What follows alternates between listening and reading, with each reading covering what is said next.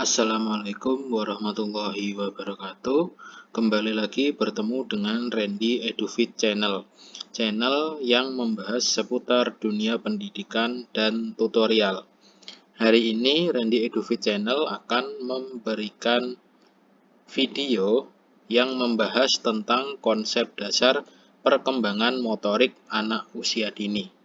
Sebelum teman-teman menyaksikan videonya, jangan lupa untuk klik subscribe, like, share, komen, dan juga nyalakan notifikasinya sebagai bentuk dukungan untuk channel ini.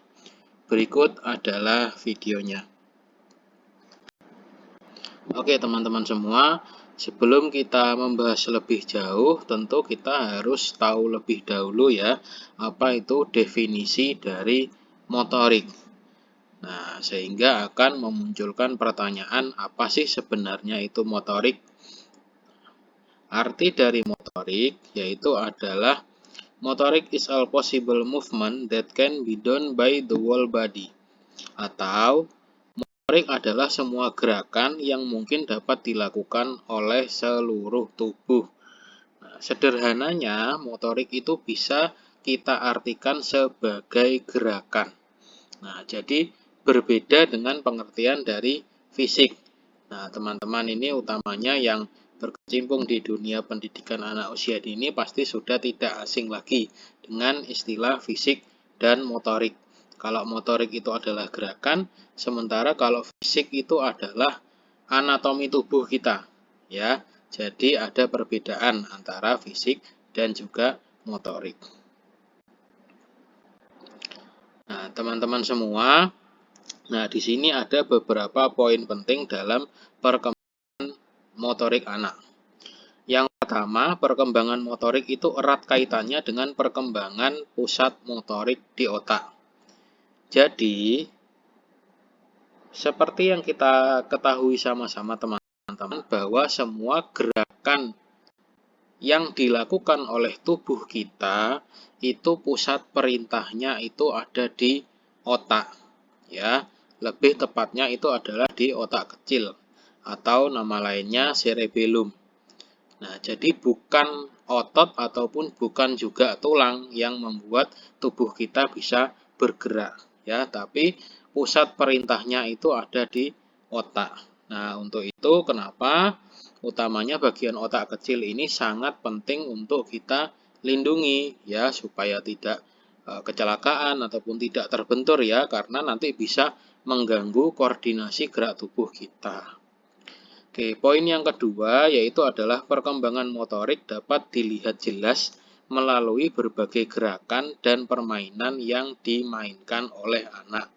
Nah, jadi setiap permainan yang dimainkan oleh anak, ya, baik itu permainan yang mengandung unsur motorik kasar ataupun unsur motorik halus, itu bisa kita lihat, ya, untuk mengukur kemampuan anak, sejauh mana anak sudah menguasai motoriknya. Nah, semakin bagus gerakan yang dilakukan melalui permainan itu, maka semakin bagus juga motorik yang sudah dimiliki oleh anak. Poin yang ketiga, manfaat dari bergerak ataupun motorik itu dapat menjadikan badan sehat. Nah, jadi banyak bergerak, ya, banyak mengeluarkan kalori sehingga membuat badan kita menjadi sehat, ya, peredaran menjadi lancar, peredaran darah menjadi lancar. Kemudian juga membuat percaya diri. Nah, utamanya pada anak usia dini itu banyak sekali aktivitas-aktivitas yang menuntut anak untuk bisa bergerak.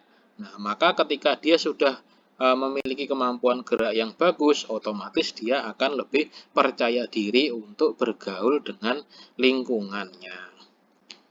Yang ketiga, membuat mandiri. Nah, ketika dia sudah bisa bergerak dengan baik, otomatis membuat anak bisa untuk melakukan aktivitas-aktivitas untuk memenuhi kebutuhan pribadinya sendiri, ya. Ya, masih aktivitas-aktivitas kecil, ya, mungkin seperti mengancing baju, kemudian mengikat tali sepatu. Nah, dengan memiliki kemampuan seperti itu kan otomatis kan anak akan menjadi diri yang lebih mandiri, ya. Dan terakhir keterampilan sosial yang baik. Nah, semakin dia punya kuasai motorik yang bagus, otomatis dia semakin diterima dengan lingkungan sosialnya. Oke, selanjutnya penggolongan gerak. Nah, jadi teman-teman semua, gerak ini bisa dibagi menjadi dua, yaitu adalah gerak kasar dan juga gerak halus, ataupun juga biasa disebut dengan motorik kasar dan juga motorik halus. Nah, kenapa kok bisa ada dua penggolongan ini? Ya, karena otot penyusun gerakan itu berbeda. Nah, kalau gerak kasar itu penyusunnya otot kasar ataupun nama lainnya gross muscle. Sementara kalau gerak halus itu otot penyusunnya adalah otot halus atau nama lainnya yaitu adalah fine muscle. Nah, disitulah dibedakan ya teman-teman ya. Nah, ini ada gambar ya dari otot kasar dan juga otot halus. Oke, kita lanjut.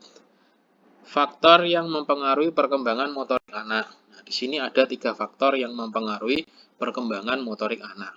Nah, yang pertama itu adalah genetik, ya, genetik ataupun juga keturunan. Jadi, apabila memiliki orang tua ya yang memang memiliki kemampuan motorik yang bagus, nah itu juga bisa diturunkan kepada anak ataupun cucunya nanti, ya. Jadi, kita bisa ambil contoh banyak sekali atlet-atlet yang juga memiliki anak yang menjadi penerusnya menjadi seorang atlet ya. Banyak juga misalnya pemain sepak bola yang punya anak juga menjadi pemain sepak bola. Nah, itu menunjukkan bahwa genetik juga mempengaruhi perkembangan motorik anak. Nah, yang kedua itu adalah gizi, faktor gizi ya, pemenuhan gizi ya. Gizi terutama saat usia dini ya, saat-saat masa pertumbuhan itu juga harus terpenuhi untuk membantu mengembangkan motorik anak. Misalnya dengan banyak minum susu ya yang mengandung kalsium. Nah, itu juga membantu daripada perkembangan motorik anak. Yang ketiga itu adalah pengasuhan. Nah, pengasuhan ini juga dikatakan dapat mempengaruhi perkembangan motorik anak. Kenapa? Karena gaya pengasuhan dari setiap orang tua itu juga akan mempengaruhi perkembangan motorik anak. Nah, antara orang tua yang menerapkan pengasuhan yang overprotective ya dengan pengasuhan yang lebih terbuka ya, itu tentu hasilnya akan berbeda dengan kedua hal itu ya, artinya kedua jenis gaya pengasuhan itu. Bagaimana mungkin pengasuhan yang overprotective dengan melarang anak untuk banyak bergerak ya, membatasi gerak anak, otomatis anak akan kurang dalam waktu ataupun kesempatan untuk latihan berpraktek motorik.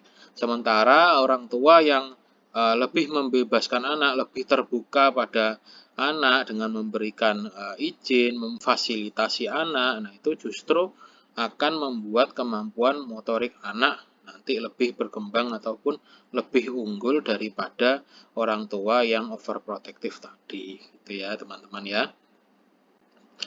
Oke, selanjutnya ada 6 hal penting dalam mempelajari motorik. Yang pertama yaitu adalah kesiapan belajar. Nah, kesiapan belajar ini berkaitan dengan pemberian bekal pengetahuan sebelum belajar. Jadi, sebelum kita berpraktek suatu kemampuan motorik tertentu, itu harus kita berikan anak pengetahuan, ya, pengetahuan terlebih dahulu bagaimana cara praktek motoriknya. Nah, misalnya kita ingin mengajarkan bagaimana caranya menggunting. Nah, sebelum praktek mengguntingnya langsung, otomatis kita juga harus memberi pengetahuan terlebih dahulu ya kepada anak. Misalnya bagaimana sih cara memegang gunting yang benar ya, bagaimana sih cara mengarahkan tangan ya, seperti itu ya. Supaya nanti ketika anak sudah praktek, itu dia sudah bisa menguasai karena sudah punya pengetahuan awal. Yang kedua, kesempatan belajar. Nah, kesempatan belajar ini berkaitan dengan kesediaan lingkungan dan pola asuh orang tua. Nah, ya, bagaimana lingkungannya itu mendukung atau tidak, ya. Fasilitas-fasilitasnya disediakan atau tidak. dan juga pola asuh orang tua. Nah, pola asuh orang tua ini sama seperti yang sudah saya jelaskan tadi, bahwa tipe ataupun gaya pengasuhan orang tua itu juga bisa mempengaruhi dari kemampuan motorik anak. Nah, sebaiknya kita sebagai orang tua itu adalah memberikan kesempatan kepada anak untuk bisa berpraktek sebanyak mungkin ya, tapi juga tidak boleh dilepaskan dari pengawasan orang tua. Oke, yang nomor 3 itu adalah kesempatan berpraktik ataupun latihan. Jadi anak harus diberikan waktu untuk latihan sebanyak yang diperlukan untuk menguasai suatu gerakan. Jadi teman-teman semua, setiap tahap dari kemampuan motorik itu sama ya.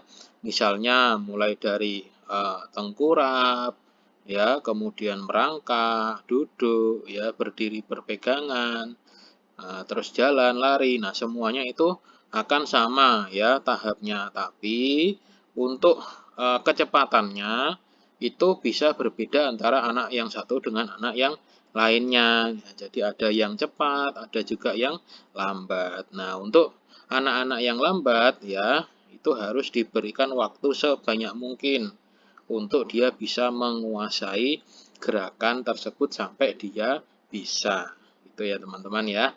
Oke, nomor 4, model yang baik. Nah, model yang baik ini digunakan untuk meniru gerakan yang baik. Nah, jadi ya setiap kita ya, baik itu guru ataupun orang tua itu harus menjadi model yang baik, utamanya dalam mempraktekkan gerak motorik untuk anak. Dari hal-hal yang sederhana, misalnya cara berjalan ya, bagaimana cara berjalan yang benar, harus tegap, pandangan lurus ke depan ya. Tidak boleh kita mencontohkan yang salah, misalnya jalannya membungkuk ya nanti. Nah, itulah yang akan dilihat oleh anak. Nah, ketika contoh ataupun modelnya itu benar, maka otomatis yang dicontoh anak nanti juga benar. Nah, begitupun sebaliknya ketika yang dicontoh pun itu salah, otomatis juga anak mempraktekkan gerakan yang salah. Yang kelima, bimbingan. Nah, bimbingan ini diperlukan untuk mengarahkan pada perbaikan. Jadi teman-teman semua, setiap anak berpraktek kemampuan motorik itu pasti ada namanya kesalahan ataupun kegagalan. Nah, bimbingan ini diperlukan untuk memperbaiki kesalahan tersebut. Nah, karena saat usia dini itu adalah saat yang paling tepat untuk memperbaiki gerak motorik anak. Nah, ketika dia sudah terlanjur sampai usia dewasa dan itu baru diperbaiki, maka sudah akan sangat susah karena gerakannya akan sudah menetap. Sementara ketika anak usia dini gerakannya salah dan diperbaiki, otomatis tidak akan terbawa ya sampai dia usia dewasa.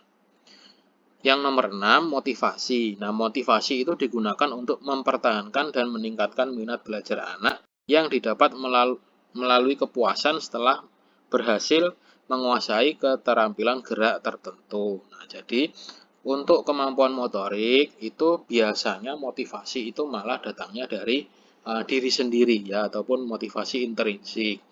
Nah, biasanya ketika anak sudah bisa menguasai suatu gerak motorik tertentu, sedangkan yang lain teman-temannya belum menguasai, maka di situ dia akan mendapatkan motivasi berlebih dalam dirinya. Ada rasa bangga dalam dirinya. Oh, saya sudah bisa menguasai sementara teman-teman saya belum bisa. Nah, motivasi itu, kebanggaan itu nanti bisa digunakan untuk mempertahankan kemampuan motorik itu dan juga untuk meningkatkan ya menguasai kemampuan motorik yang lain. Oke. Nah, teman-teman, ini ada beberapa hal-hal yang bisa dilakukan untuk meningkatkan motorik anak. Nah, ada 5 poin ya. Poin yang pertama yaitu adalah menyediakan peralatan dan lingkungan yang mendukung ya. Jadi bagaimana lingkungan, peralatannya juga harus mendukung dan juga lengkap, baik itu lingkungan indoor ataupun juga lingkungan outdoor untuk anak bisa berpraktek motorik. Yang kedua, memperlakukan anak dengan sama. Jadi tidak boleh kita beda-bedakan ya. Misalnya anak laki-laki dengan perempuan ya, harus kita perlakukan secara sama sesuai dengan tahap usianya masing-masing. Yang ketiga, memperkenalkan berbagai jenis keterampilan motorik. Nah, jadi harus seimbang ya, sama-sama dikenalkan, baik itu antara motorik kasar dan juga motorik halus. Yang keempat, meningkatkan kesabaran karena tiap anak berbeda dalam menguasai suatu keterampilan motorik. Nah, ini seperti yang saya sampaikan tadi ya teman-teman. Jadi, setiap anak itu ada yang cepat, ada yang lambat dalam menguasai keterampilan motorik. Nah, untuk anak yang lambat, otomatis kita juga harus meningkatkan kesabaran kita. Mungkin anak itu masih butuh waktu yang lebih untuk latihan atau berpraktek sampai bisa menguasai keterampilan motorik tertentu. Yang terakhir adalah ajari anak aktivitas motorik yang memungkinkan anak mencapai kemampuan yang diharapkan. Nah, jadi aktivitas motorik yang kita berikan itu harus sesuai dengan jenjang usianya ya, tidak boleh berlebihan ya. Jika kita memberikan aktivitas motorik yang levelnya di atas usianya, otomatis anak akan tidak sanggup untuk mengikuti. Nah, yang ditakutkan ketika dia tidak sanggup, nanti otomatis dia ada rasa frustasi ya, atau nggak percaya diri karena nggak berhasil menguasai aktivitas motorik yang kita berikan. Nah, untuk itu harus sesuai dengan tahap usianya. Begitupun juga tidak boleh levelnya di bawah usianya, karena kalau di bawah usianya juga otomatis anak terlalu mudah untuk menguasai, sehingga nanti akan timbul kebosanan ya. Jadi harus sesuai dengan tahap usia anak. Baik teman-teman, itu saja, semoga bermanfaat. Jangan lupa untuk subscribe. Akhir kata, wassalamualaikum warahmatullahi wabarakatuh.